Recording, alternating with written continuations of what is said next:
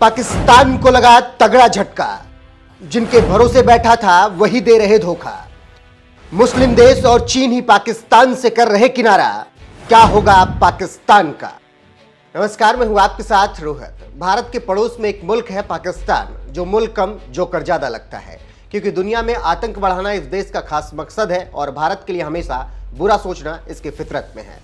पाकिस्तान हमेशा से उन अरब और मुस्लिम देशों के भरोसे रहा जो उनके कटोरे में समय समय पर भीख डालते रहते हैं। इसके अलावा चालबाज चीन भी पाकिस्तान को मदद करता रहता है ताकि वो भारत में अपने मंसूबे कामयाब कर सके। लेकिन अब इन्हीं देशों ने आतंक परस्त पाकिस्तान को आईना दिखाना शुरू कर दिया है, क्योंकि पाकिस्तान और रूस को किनारे करके चीन अब निवेश के बहाने सऊदी अरब से गले मिलने को बेकरार दिख रहा है। दरअसल चीन के वाणिज्य मंत्रालय की तरफ से पिछले दिनों कुछ आंकड़े जारी किए गए। ये आंकड़े साल 2022 के पहले 6 महीने के हैं, जिसमें यह साफ समझ आ रहा है कि चीन अब नई चाल चलना शुरू कर चुका है। आंकड़ों के अनुसार चीन ने रूस, श्रीलंका, पाकिस्तान और मिस्र जैसे देशों में निवेश नहीं किया। इन सबको दरकिनार करके चीन ने भारत के दोस्त का हाथ थामा और सऊदी अरब में ज्यादा निवेश किया। अकेला सऊदी अरब ही वो देश है जिसे सबसे ज्यादा चीनी निवेश मिला है।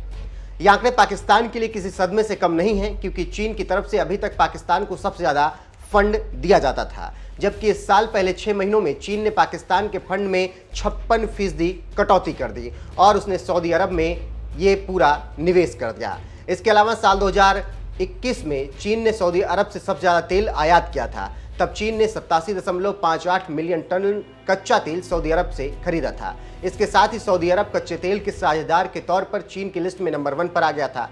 अब इसी दोस्ती को आगे बढ़ाते हुए ड्रैगन ने पाकिस्तान को तगड़ा झटका देते हुए सऊदी अरब से दोस्ती बढ़ा ली है। वहीं जब से भारत में मोदी सरकार आई है, तब से सऊदी अरब से भारत की दोस्ती बहुत ज्यादा गहरी हुई है। आयात निर्यात में भी बढ़ोतरी हुई है। दोनों देशों के बीच रिश्ते और व्यक्तिगत संबंध भी मजबूत हुए हैं। अब चीन भी सऊदी अरब से कुछ इसी तरीके की दोस्ती बढ़ाना चाह रहा है, जिसकी वजह से पाकिस्तान की हालत खस्ता हो चुकी है, क्योंकि उसे अब सऊदी के बाद चीन से भी भीख मिलना बंद हो जाएगी।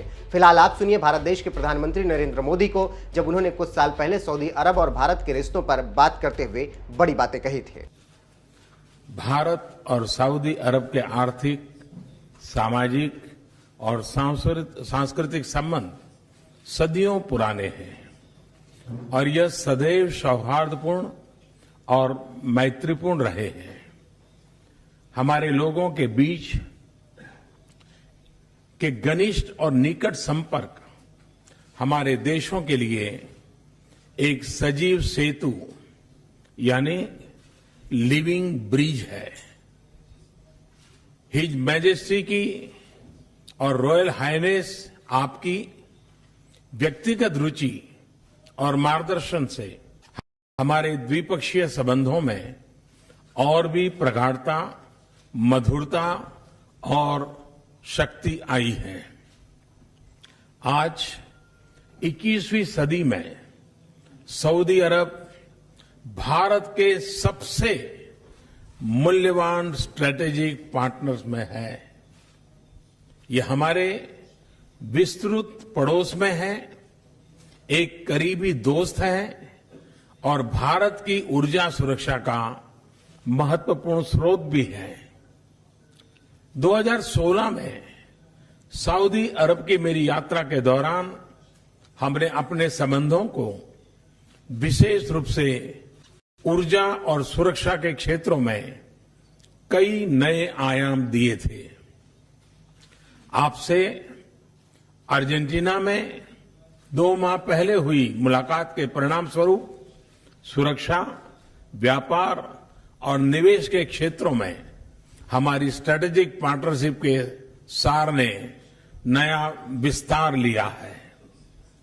मुझे खुशी है कि आपके सुझाव की रूपरेखा के अनुसार हम द्विवार्षिक शिखर सम्मेलन और स्ट्रेटेजिक पार्टनरशिप काउंसिल की स्थापना के लिए सहमत हुए हैं। इनसे हमारे संबंधों को मजबूती, गति और प्रगति का लाभ मिलेगा। फ्रेंड्स, आज हमने द्विपक्षीय संबंधों के सभी विषयों पर व्यापक और सार्थक चर्चा की है। हमने अपने आर्थिक सहयोग को नई ऊंचाइयों पर ले जाने का निश्चय किया है।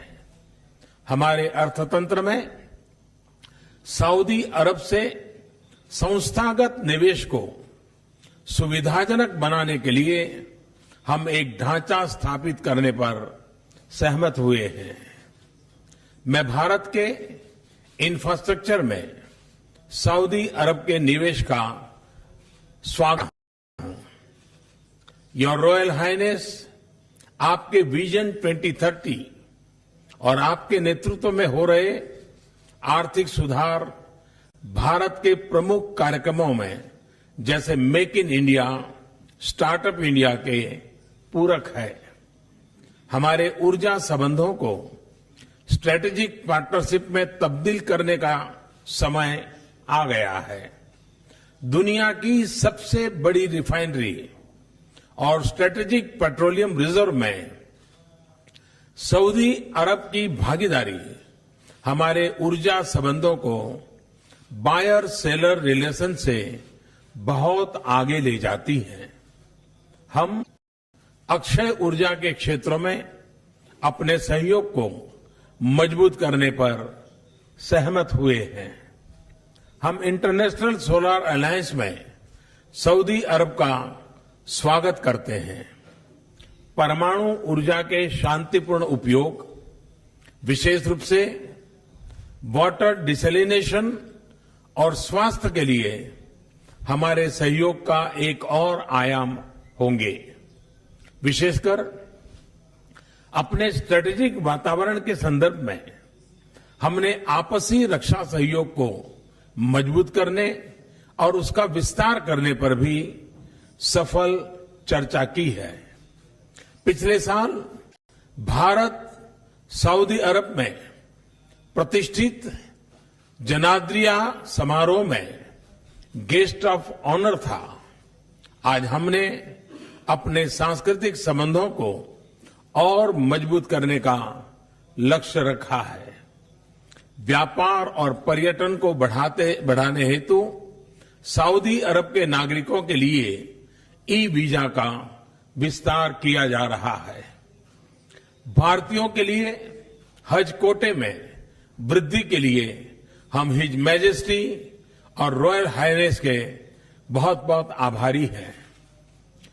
2.7 मिलियन भारतीय नागरिकों की सऊदी अरब में शांतिपूर्ण और उपयोगी उपस्थिति हमारे बीच एक महत्वपूर्ण कड़ी है।